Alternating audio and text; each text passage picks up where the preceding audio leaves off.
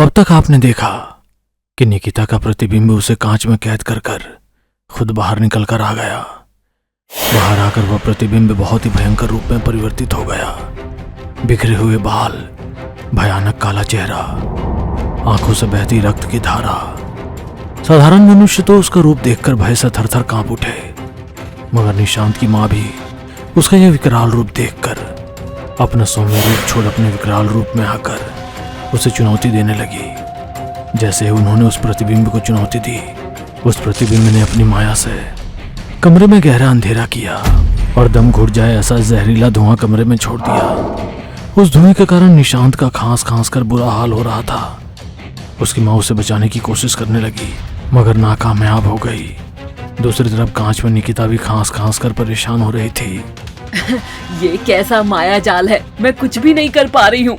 ये मेरी ताकत का केवल छोटा सा नमूना है। यदि आप मेरे कार्य के बीच में आई तो तेरे बेटे और बहू के साथ पूरे परिवार को खत्म कर दूंगी। चली जा यहाँ से। मरने के बाद भी क्यों दोबारा मरना चाहती है? चली जा। कहते हुए वो जोर जोर से हंसने लगी। निशांत की माँ ये समझ चुकी थी कि अपने बच्चों की रक्षा के लिए उसे यहाँ से जाना ही होगा। जैसे ही निशांत की माँ उस कमरे से बाहर गई, कमरे में पहले की तरह रोशनी और शुद्ध हवा थी। कुछ देर साधारण तरीके से सांस लेने के बाद जैसे ही निशांत कुछ होश में आया, वो प्रतिबिंब धीरे धीरे उसकी ओर बढ़ने लगा और उसे उठाकर बिस्तर पर पटक दिया। बिस्तर पर उस प्रतिबिंब ने निशांत के साथ काम क्रिया को अंजाम दिया। निकिता की आंखों के आगे उसका पति किसी और के साथ हम बिस्तर था। वो कांच को ठोकती रही, मगर कुछ नहीं कर पाई। कुछ देर के बाद जैसे ही उसकी काम वासना पूरी हुई, वो प्रतिबिंब वापस कांच में चला गया और निकिता की आत्मा वापस अपने शरीर के अंदर। निशांत सब कुछ भूल चुका था कि उसके साथ क्या हुआ। शैतान के साथ हम बिस्तर होने के कारण उसका शरीर पूरी तरह टूट रहा था। आंखें निस्तेज हो चुकी थी। वह दर्द से कराह रहा था। बाबा, बड़ी माँ, मेरा शरीर, मैं उठ नहीं पा रहा हूँ। उसकी पुकार सुनकर निकिता उसे सहारा देने लगी। तभी उसकी बड़ी माँ वहां पर आ गई और निकिता को धक्का देकर निशांत को गले लगा लिया। क्या हुआ बेटा? परेशान क्यों हो रहा है? केवल कुछ दिनों की बात है, सब्र रख, सब कुछ ठीक हो जाएगा। आप ऐसा कैसे बोल सकती हैं? सब कुछ ठीक हो जाएगा। सब कुछ आपका किया धरा हुआ ही तो है। आप अपने आप को निशांत की माँ बोलती हैं। कोई दुश्मन भी किसी के साथ ऐसा काम ना करे। बिन्नी, भूलो मत, यह तुम्हारी बड़ी सास है। बड़ों से बात करने की तमीज नहीं है। जाने दो भाई साहब, क्यों परेशान हो रहे हो? आजकल का टाबरा ने बड़ा छोटारा कोई लिहाज को नहीं। आप तो खुश हो जाओ। अब केवल 6 रात की और बात है। बहू रानी जल्द ही खुशखबरी सुनाएगी। क्या? और 6 रातों तक निशांत को इसी तरह तकलीफ से गुजरना होगा? तकलीफ? कैसी तकलीफ? ये तो तपस्या है, कुल शांति के लिए, कुल की समृद्धि के लिए। तुम्हें क्या पता आने वाला बच्चा कितना भाग्यशाली होगा। तुम इन सब मामलों से दूर रहो और अपने खाने पीने का ध्यान रखो, समझी तुम? आखिर वो तुम्हारी कोख से ही तो जन्म लेगा। लगातार 6 रातों तक निकिता और निशांत उसी तकलीफ से गुजरे। निशांत का शरीर अब जवाब दे चुका था। ऐसा लग रहा था उसके शरीर से खून की एक एक बूंद चूस ली गई हो। दर्द और थकान से उसका बुरा हाल था। 7 रातों के बाद वो प्रतिबिंब अब निकिता के शरीर से एकाकार हो गया। निकिता को ऐसा लगता मानो उसके ऊपर कोई बोझा हो। अगले दिन से ही उसका पेट इतना भारी लगने लगा था जैसे उसे 7 माह की प्रेगनेंसी हो। एक तो शरीर में आत्मा का वास और ऊपर से प्रेगनेंसी का शरीर। निकिता का उठना बैठना भी दुभर हो रहा था। वो दर्द से कराहती ही रहती। वो साया और होने वाला बच्चा दोनों निकिता के शरीर से खून चूस रहे थे। उसका शरीर धीरे धीरे सफेद हो रहा था। निशांत की मां की आत्मा अपने बच्चों का ऐसा बुरा हाल देखकर बहुत दुखी होती, मगर वो उनकी मदद करने में सक्षम नहीं थी। तभी उसे ध्यान आया कि भगवान का नाम लेने से सभी कष्ट दूर हो जाते हैं। वो अदृश्य रूप में आकर निकिता के कानों में कहती है, बेटा, जितना जल्दी हो सके मन ही मन ईश्वर का ध्यान किया कर। अब वो ही तेरे कष्टों को दूर कर सकते हैं। उनकी बात सुनकर निकिता मन ही मन में राम नाम का सुमिरन करने लगी। राम सिया राम, सिया राम, जय जय राम। उसके इस तरह से सुमिरन करने पर उस प्रतिबिंब और उसके होने वाले बच्चों को बहुत कष्ट होता है। वे दोनों दर्द से चीखने लगे। बस करो निकिता, ये भगवान के नाम का सुमिरन करना। ये मुझे और मेरे होने वाले बच्चों को तकलीफ दे रहा है। यदि मेरे बच्चे को कुछ भी हो गया, तुम्हें और तुम्हारे पूरे परिवार को खत्म कर दूंगी।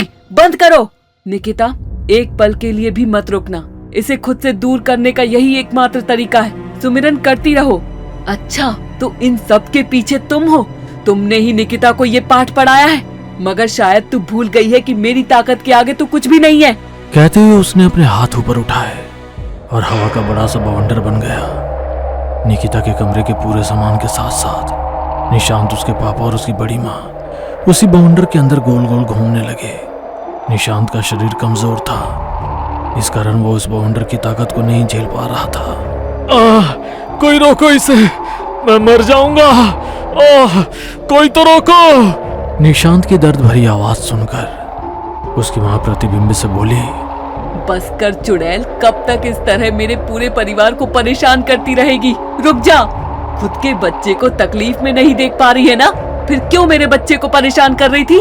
आइंदा ऐसा कोई भी कदम उठाया जिससे मेरे बच्चे को जरा भी तकलीफ हुई तो मैं किसी को भी नहीं बख्शूंगी। उसने उस बवंडर को रोक दिया और वापस से निकिता के शरीर के अंदर समा गई। जब तक प्रतिबिंब निकिता के शरीर से बाहर था, उसे कुछ सुकून था, मगर जैसे ही वो वापस उसके शरीर में दाखिल हुआ, उसकी तकलीफ और बढ़ गई। निशांत की माँ को समझ नहीं आ रहा था कि वो क्या करे। तभी उन्हें अपने कुलगुरु का ध्यान आया और वो उनके पास पहुंच गई। जंगलों के बीचों बीच स्थित गुरुजी के आश्रम में गुरुजी अपनी सिद्धियों से निशांत की माँ की आत्मा को देख पाते हैं और उसकी सारी बात सुनकर परेशान होकर बोले, पिछली कई पीढ़ी से हमारे पूर्वज तुम्हारे पूर्वजों के गुरु रहे हैं, मगर तुम्हारी मौत के बाद किसी ने भी हमें नहीं पूछा।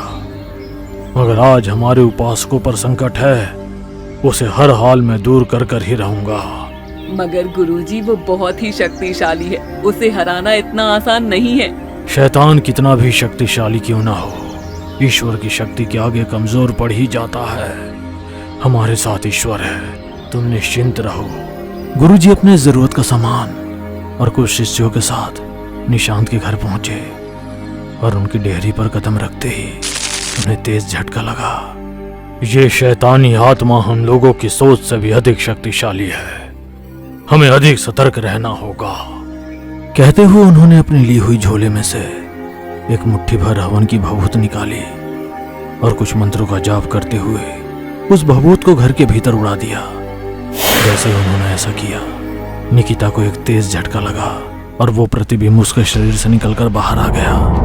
बड़ी माँ और निशांत के पिताजी गुरुजी को रोकने लगे, लेकिन गुरुजी के शिष्यों ने साइड में किया और सीधे निकिता के कमरे में पहुंच गए। वो प्रतिबिंब अपने भयानक स्वरूप में वहां पर मौजूद था। कौन हो तुम? यदि अपना भला चाहते हो तो चले जाओ यहाँ से। मैं कौन हूँ ये तुझे कुछ देर पहले ही समझ आ गया होगा, तभी तू निकिता के शरीर से बाहर खड़े होकर मेरा इंतजार कर रही है। कहते हुए उन्होंने इशारा किया तो उनके शिष्यों ने उस प्रतिबिंब के आसपास एक घेरा बना दिया। वो प्रतिबिंब वहीं पर कैद होकर तड़पने लगा, मगर उसने हार नहीं मानी और अपनी शक्तियों से तेज हवाएं चलाने लगी, जिससे वह राख का घेरा उड़ गया और वो आजाद हो गई और आगे बढ़कर गुरुजी पर हमला करने लगी। मगर उनके शिष्य सतर्क थे और उन्होंने उसके बालों को पकड़ लिया और कुछ मंत्रों का जाप करने लगे। उन मंत्रों के जाप के प्रभाव से उसकी शक्तियां कम होने लगी। जैसे ही वो थोड़ी सी कमजोर पड़ी, गुरुजी के शिष्यों ने उसे अभिमंत्रित मोली के धागे से बांध दिया। जैसे ही उन्होंने उसे बांधा, वह प्रतिबिंब निकिता के रूप में से हटकर अपने असली रूप में आ गया था। उसकी आंखों से अग्नि निकल रही थी, कान और नाक से खून की धारा बह रही थी। उसका भयानक चेहरा देख गुरुजी के शिष्य कुछ पल के लिए मंत्रों का जाप करना भूल गए और डरकर पीछे हट गए। मगर गुरुजी नहीं रुके और उन्होंने अपने मंत्र शक्ति से अग्नि उत्पन्न की और उस प्रतिबिंब का अंत कर दिया। जैसे ही उस प्रतिबिंब का अंत हुआ, निकिता के शरीर में स्थित उसका अंश भी नष्ट हो गया। गुरुजी, आपका बहुत बहुत धन्यवाद। आपने मेरे पूरे परिवार की रक्षा की है। मैं अब निश्चिंत होकर इस दुनिया को छोड़कर जा सकती हूँ। निकिता, निशांत का ख्याल रखना बेटा। कहते हुए निशांत की माँ की आत्मा हमेशा के लिए स्वर्ग चली गई। निशांत और निकिता दोनों ने नम आंखों से माँ को अंतिम विदाई दी।